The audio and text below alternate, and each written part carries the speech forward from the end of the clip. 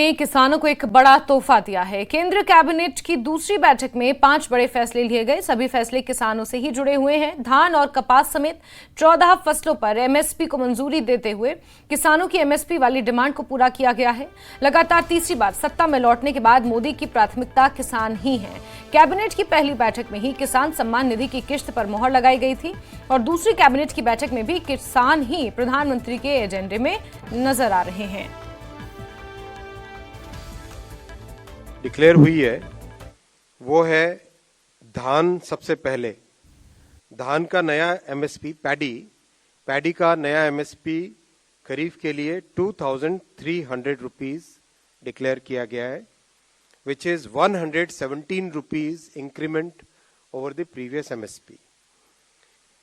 इसी तरह से कॉटन, जो कि बहुत इंपॉर्टेंट क्रॉप है, इसका एमएसपी 7121 और एक दूसरी वैरायटी है उसमें 7521 रुपीज डिक्लेयर किया है।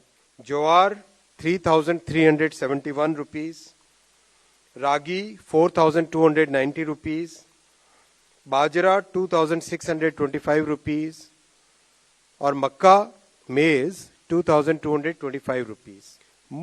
मूंग की एमएसपी डिसाइड हुई है 8682 रुपीज। तूर की एमएसपी है 7550। ये पिछले एमएसपी से 550 रुपए ज्यादा है।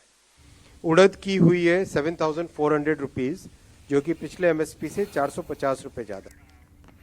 रियासी